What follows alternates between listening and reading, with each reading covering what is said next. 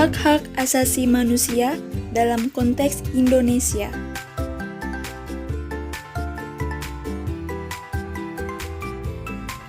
Assalamualaikum warahmatullahi wabarakatuh. Perkenalkan, kami dari kelompok 2 yang beranggotakan saya Asyifa Nurandini dengan NPM 306205611. Nama saya Yani Raini, NPM 3062056169. Mariati Sofia, NPM 3062056221. Hikmah Wahyuni 3062056044. Baik, pembahasan pertama yaitu tentang pengertian hak asasi manusia. Hak asasi manusia atau yang biasa kita sebut dengan HAM adalah hak yang melekat pada diri setiap manusia sejak awal dilahirkan yang berlaku seumur hidup dan tidak diganggu-gugat oleh siapapun. Melanggar HAM seseorang itu bertentangan dengan hukum yang berlaku di Indonesia. Hak asasi manusia memiliki wadah organisasi yang mengurus permasalahan seputar hak asasi manusia, yaitu Komnas HAM. Kemudian, ruang lingkup HAM meliputi yang pertama, hak pribadi atau hak-hak persamaan hidup, kebebasan, keamanan, dan lain-lain. Yang kedua, hak milik pribadi dan kelompok sosial tempat seseorang berada. Yang ketiga, yaitu kebebasan sipil dan politik untuk dapat ikut serta dalam pemerintahan, serta yang keempat, yaitu hak-hak berkenaan dengan masalah ekonomi dan sosial. Selanjutnya, hakikat hak asasi manusia. Yang pertama yaitu HAM tidak perlu diberikan, dibeli, ataupun diwarisi. HAM adalah bagian dari manusia secara otomatis. Yang kedua, hakikat HAM yaitu HAM berlaku untuk semua orang tanpa memandang jenis kelamin, ras, agama, etnis, pandangan politik, atau asal-usul sosial dan bangsanya. Yang ketiga, hakikat HAM yaitu tidak bisa dilanggar, tidak seorang pun mempunyai hak untuk membatasi atau melanggar hak orang lain. Orang tetap mempunyai HAM walaupun sebuah negara membuat hukum yang tidak melindungi atau melanggar HAM. Konsep HAM menurut John Locke, seorang ahli pikir di bidang ilmu negara berpendapat bahwa hak-hak asasi manusia adalah hak-hak yang diberikan langsung oleh Tuhan sebagai hak yang kodrati. Ia memperinci hak-hak asasi manusia sebagai berikut. Yang pertama, hak hidup, the right of life. Yang kedua, hak kemerdekaan, right to liberty. Yang ketiga, hak milik, right to property. Konsep hak asasi manusia terus mengalami transformasi. Pada tanggal 6 Januari 1941, Franklin Delano Roosevelt memformulasikan 4 macam hak-hak asasi manusia, the four freedoms, di depan Kongres Amerika Serikat, yaitu bebas untuk berbicara, freedom of speech. Yang kedua, bebas dalam memeluk agama, freedom of religion. Yang ketiga, bebas dari rasa takut, freedom of fear. Yang keempat, bebas terhadap suatu keinginan atau kehendak, freedom of from want. Hak asasi manusia pada dasarnya bersifat umum atau universal karena diyakini bahwa beberapa hak yang dimiliki manusia tidak memandang bangsa, ras, atau jenis kelamin. Dasar dari hak asasi manusia adalah bahwa manusia harus memperoleh kesempatan untuk berkembang sesuai dengan bakat dan cita-citanya. Hak asasi manusia juga dapat bersifat supralegal, artinya tidak tergantung pada negara atau undang-undang dasar dan kekuasaan pemerintah. Bahkan hak asasi manusia memiliki kewenangan yang lebih tinggi karena berasal dari sumber yang lebih tinggi, yaitu Tuhan. Sejarah hak asasi manusia berawal dari dunia barat, Eropa. Seorang filsuf Inggris pada abad ke-17, John Locke, merumuskan adanya hak alamiah, natural rights, yang melekat pada diri manusia, yaitu hak atas hidup, hak kebebasan, hak milik. Pada waktu itu, hak asasi manusia masih terbatas pada bidang sipil, pribadi, dan politik. Sejak perkembangan hak asasi manusia ditandai dengan 3 peristiwa penting dalam dunia barat, yaitu Magna Carta, Revolusi Amerika, dan Revolusi Prancis. C. Perkembangan hak-hak asasi di Indonesia. A. Periode sebelum kemerdekaan 1908 sampai 1945.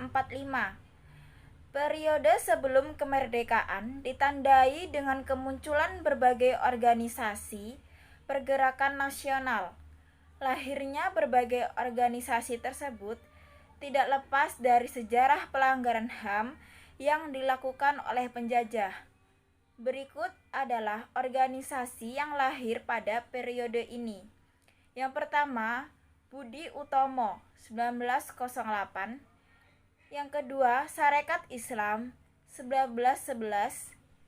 Yang ketiga, Indische Parjij 1912. Yang keempat, Perhimpunan Indonesia 1925. Yang kelima, Pendidikan Nasional Indonesia 1931. B.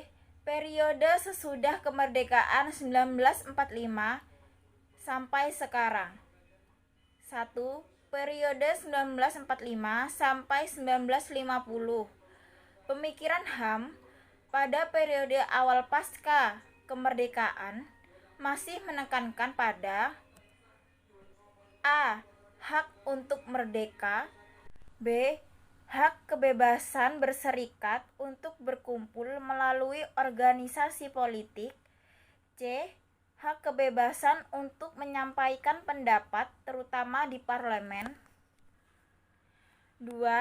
Periode 1950 sampai 1959. Periode ini dikenal sebagai masa pemerintahan parlementer yang menganut prinsip demokrasi liberal. Yang ketiga, periode 1959 sampai 1966. Periode ini merupakan awal masa demokrasi terpimpin, di mana kekuasaan terpusat, kewenangan mengontrol presiden. HAM dan Undang-Undang Nomor 26 Tahun 2000 tentang peradilan HAM. Selain itu, dibentuk Kantor Menteri Negara Urusan HAM yang kemudian digabung dengan Departemen Hukum dan Perundang-undangan menjadi Departemen Kehakiman dan HAM atau sekarang Kementerian Hukum dan HAM. Baik, di sini saya akan menjelaskan tentang problematika HAM di Indonesia dan sosialisasi HAM dan peran universitas. Langsung saja kita ke pembahasan yang pertama, yaitu problematika HAM di Indonesia. Permasalahan hak asasi manusia merupakan ancaman yang tidak bisa dianggap remeh. Semakin lama dibiarkan, permasalahan ini akan semakin rumit dan akan menjadi polemik yang berkepanjangan. Pemerintah harus bertindak tegas terhadap permasalahan yang berkenaan dengan hak asasi manusia. Indonesia menghadapi ancaman serius di bidang penegakan hak asasi manusia pada tahun 2019. Demikian penilaian lembaga yang bergerak di bidang HAM, Human Rights Watch atau HRW dalam Watch Report 2020. Fenomena-fenomena pelanggaran hak asasi manusia sudah sering kita temui. Banyak oknum-oknum yang menjadi pelanggar hak asasi manusia. Oknum tersebut yang harus ditindak tegas sesuai dengan hukum yang berlaku untuk memberikan efek jera kepada pelaku agar tidak terjadi pelanggaran HAM lainnya. Baik, saya akan menjelaskan tentang sosialisasi HAM dan peran universitas.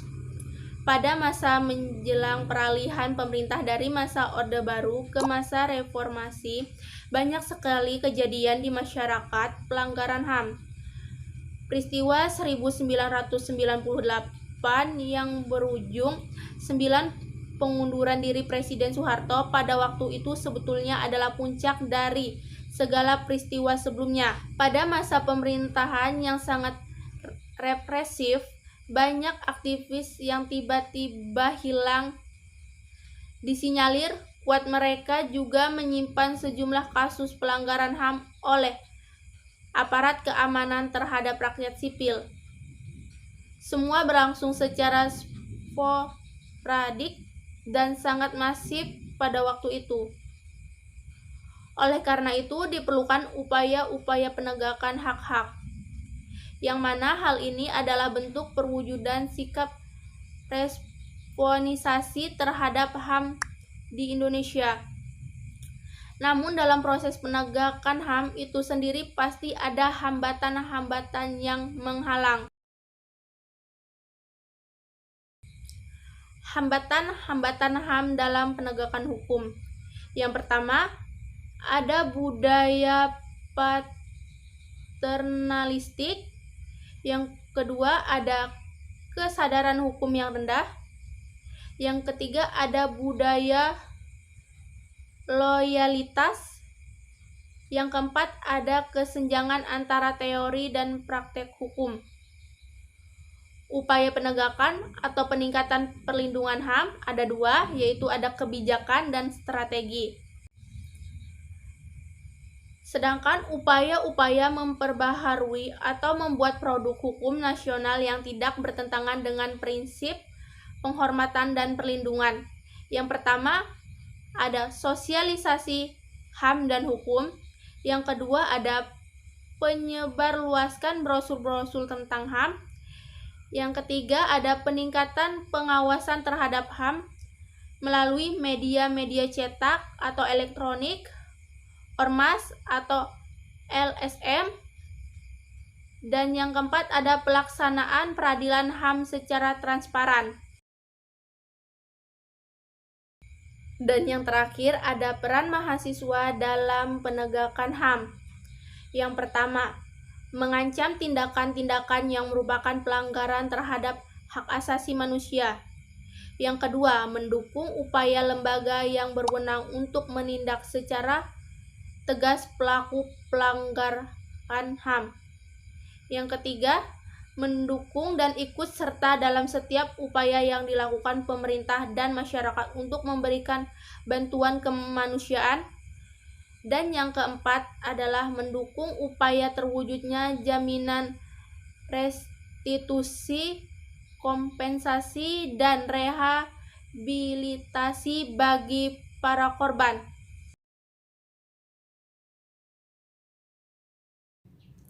Itu dia hasil presentasi dari kelompok kami. Semoga bermanfaat. Wassalamualaikum warahmatullahi wabarakatuh.